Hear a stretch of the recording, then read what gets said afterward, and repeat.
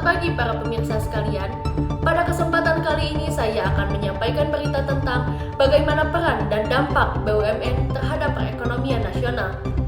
BUMN atau Badan Usaha Milik Negara mempunyai peran penting dalam menyediakan layanan publik, menciptakan lapangan pekerjaan, dan mendukung perekonomian dalam sektor-sektor strategis seperti keuangan, energi, dan infrastruktur. Namun, seiring berkembangnya zaman, bagaimana BUMN terus berinovasi dan beradaptasi? Untuk membahasnya lebih lanjut, kami telah terhubung dengan Nakula, Tias, dan Fandi sebagai ahli ekonom yang akan membahas tentang bagaimana dampak BUMN terhadap perekonomian nasional. Kepada Nakula, Tias, dan Fandi dipersilahkan. Terima kasih. Nah, BUMN itu sangatlah penting sebagai motor penggerak pembangunan infrastruktur dan juga layanan publik. Dampaknya sangat besar. Yang pertama, ada sebagai memperluas lapangan kerja. Yang kedua, adalah meningkatkan layanan masyarakat yang esensial. Dan yang ketiga, ada memperkuat daya saing nasional. Namun, BUMN sendiri kurang berinovasi dan juga harus transparansi. Nah, setelah itu, BUMN juga dapat menjadi tulang punggung yang kokoh bagi bidang ekonomi di Indonesia. BUMN terbagi menjadi 3 jenis utama, yaitu berbentuk perseroan terbatas yang berfokus pada mencari keuntungan, seperti PT Pertamina dan PLN. Kedua, perusahaan umum atau Perum yang tidak hanya mencari keuntungan, tetapi juga berorientasi pada pelayanan publik dengan seluruh sahamnya dimiliki oleh negara.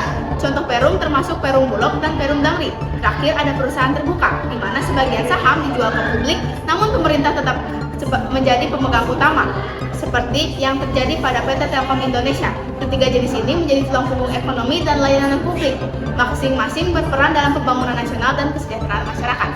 Selanjutnya ada kelebihan BUMN. Apa sih kelebihan BUMN? BUMN ini stabilitasnya didukung oleh negara, yang dimana ini tuh membuat BUMN bisa bertahan di sektor-sektor strategis. Tapi di balik kelebihan pasti ada kekurangan. Di mana kekurangan dari BUMN adalah kurang efisien karena birokrasi yang panjang, yang dimana ini tuh membuat BUMN harus berinovasi dan menjaga transparansi buat menjadi tulang punggung ekonomi di Indonesia. Aku tahu badan usaha selain BUMN. Aku tahu namanya BUMS kan? Hah? BUMS? Apaan tuh? Nah, BUMS atau Badan Usaha Milik Swasta itu adalah sebuah perusahaan yang dikelola oleh individu atau kelompok dengan tujuan untuk meraih keuntungan.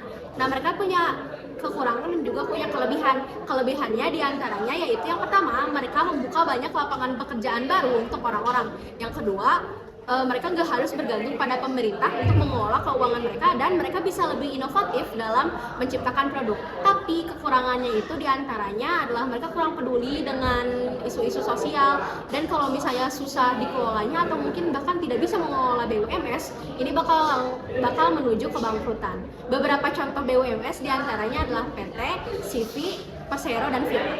Selain itu juga ada namanya BUMD. BUMD itu Badan Usaha Milik Daerah. Apa sih itu?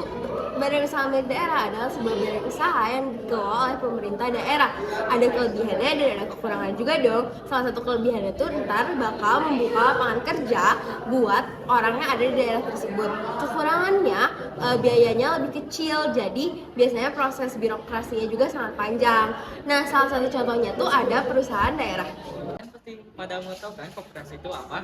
Nah, koperasi adalah organisasi ekonomi yang dimiliki dan dikelola oleh anggotanya untuk mencapai kesejahteraan bersama. Jenis dari koperasi ada simpan pinjam, koperasi konsumen, koperasi produsen, dan koperasi jasa. Di koperasi juga terdapat beberapa jenis biaya.